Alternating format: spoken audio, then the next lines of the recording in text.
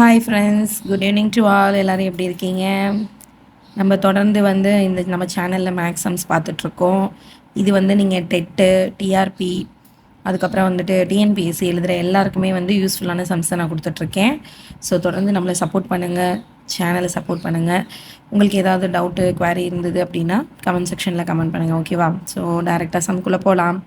இன்றைக்கி என்ன டாபிக் அப்படின்னா, இயற்கணிதம் அப்படின்ற டாப்பிக்கில் நான் ஒரு கொஷின் கொண்டு வந்திருக்கேன். எக்ஸின் அடுக்கு 2018 சரிங்களா, ப்ளஸ் 2018 என்ற பல்லுறுப்பு கோவையை x-1ஆல் வகுக்க கிடைக்கும் மீதியை காண்க அப்படின்றது நமக்கான கொஷின். சரியா, இது நமக்கு கொடுத்துருக்காங்க. இந்த பல்லுறுப்பு கோவை இருக்குங்க இல்லையா, பார்க்குறதுக்கு வித்தியாசமாக எக்ஸின் அடுக்கு 2018ன்னு இருக்குது. ஸோ இந்த மாதிரி கொஷின்ஸ் கேட்குறதுக்கு நிறைய வாய்ப்புகள் அதிகமாக இருக்குது. தொடர்ந்து சப்போர்ட் பண்ணுங்கள். ஸோ சம்முக்குள்ளே போகலாம். ஃபஸ்ட்டு நம்ம கொடுத்துருக்கிற சம்மு f(x) அப்படின்னு எடுத்துக்கிறோம். என்ன பல்லுறுப்பு கோவை கொடுத்துருக்காங்க அப்படின்றது g(x). இதால் வகுக்க சொல்லியிருக்காங்க.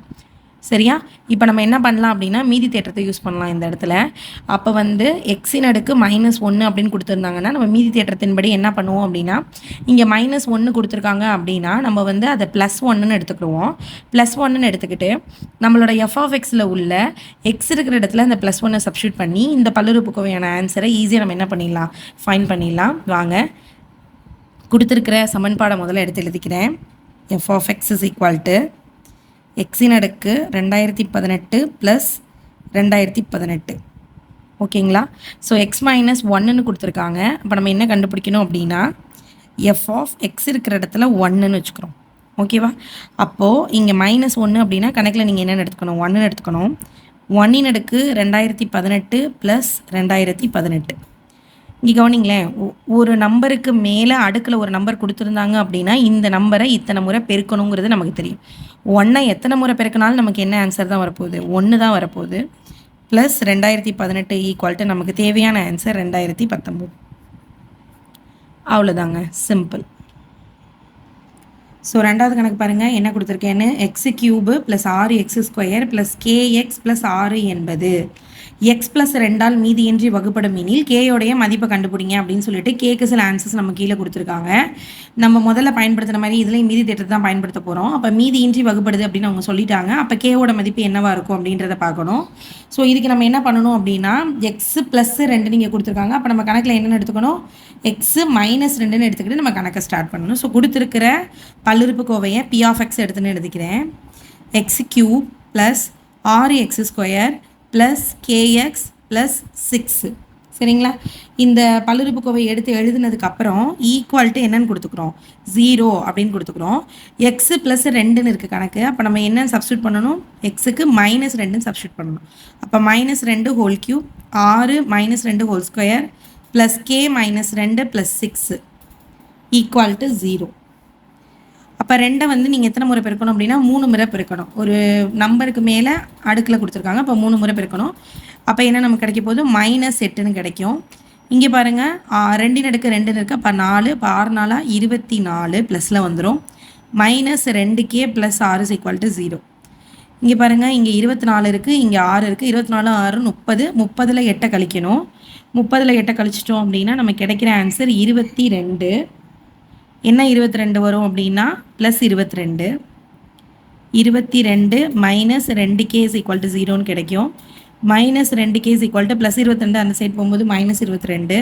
ஸோ இது கேன்சல் ஆகும். அப்போ k = நமக்கு என்னென்னு கிடைக்கும், 11 கிடைக்கும். இப்போ நமக்கு தேவையான ஆன்சர் 11. இது மாதிரி சம் கேட்டிருந்தாங்க அப்படின்னா இங்கே என்ன நம்பர், என்ன கோவை கொடுத்துருக்காங்க, என்ன காரணி இருக்குன்னு பாருங்கள். x+2 அப்படின்றது ஒரு இதாக இருந்தது அப்படின்னா அந்த +2 அப்படின்னா நம்ம -2ன்னு எடுத்துக்கிட்டு கணக்கில் சப்ஸ்டியூட் பண்ணி நம்ம கேயான ஆன்சர் கண்டுபிடிக்கணும். ஈஸியாக இருக்குங்களா? நெக்ஸ்ட் சம் பார்க்கலாம். அடுத்த சம் பாருங்கள், மூணாவது கணக்கு. x+5 விவரங்களின் கூடுதல் x³ + 125 எனில் விவரங்களின் சராசரியை கண்டுபிடி அப்படின்னு சொல்லி கேட்குறாங்க. நம்ம ஏற்கனவே பார்த்துருக்கோம், சராசரி அப்படின்றது விவரங்களின் கூடுதல் டிவைடட் பை விவரங்களின் எண்ணிக்கை. சரிங்களா, அப்போ கூடுதல் நமக்கு என்ன கொடுத்துருக்காங்க, x³ + 125. இதுக்கு சராசரி கண்டுபிடிக்க சொல்லியிருக்காங்க, x+5ஆல் வகுக்கணும், அவ்வளோதாங்க. அப்போ சராசரி ஈக்குவல்ட்டு விவரங்களின் கூடுதல் டிவைடட் பை எண்ணிக்கை.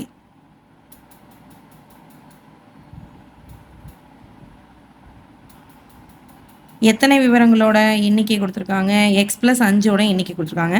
அப்போ மேலே உள்ள நம்பரை எக்ஸ் கியூ ப்ளஸ் 125ன்னு மாற்றிக்கலாம். எதால் வகுக்க போகிறோம் அப்படின்னா எக்ஸ் ப்ளஸ் 5ங்கிறதுனால நம்ம என்ன பண்ண போகிறோம் அப்படின்னா இப்போ வகுக்க போகிறோம். இங்கே பாருங்கள் 125ன்னு இருக்குது. அப்போ 5 25, 25 125. இதை நான் என்னென்னு மாற்றிக்கிறேன் அப்படின்னா எக்ஸ் கியூ ப்ளஸ் 5 கியூப்னு மாற்றிக்கிறேன். X plus 5. அப்போ ஏ கியூப் மைனஸ் பி கியூப்க்கு நமக்கு ஃபார்முலா தெரியும். அப்போ ஏ கியூப் மைனஸ் பி கியூப்க்கு என்ன formula?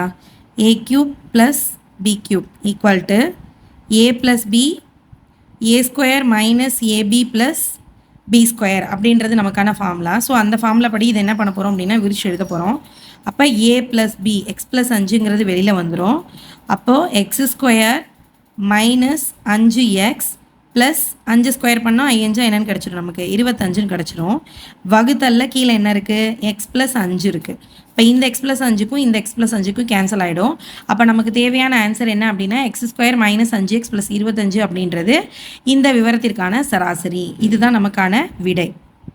X square minus 5x plus 25. இதுதான் இதுக்கான ஆன்சர். சரிங்களா? புரியுதா?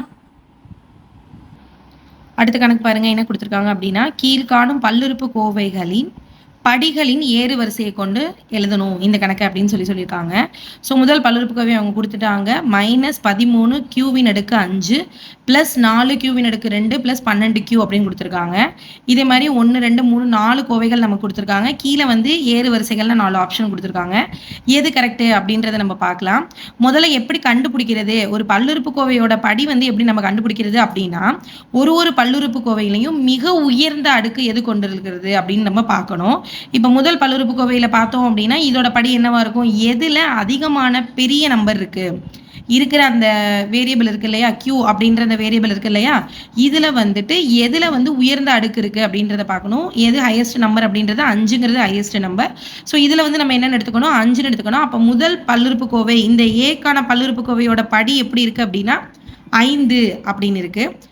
அடுத்தது பிக்கான பல்லுறுப்புக்கோவையின் படி இங்கே என்ன இருக்குது? ஸ்கொயர் இருக்குது, இங்கேயும் ஸ்கொயர் இருக்குது. இது வந்து ஒரு பெருக்கல். சரிங்களா?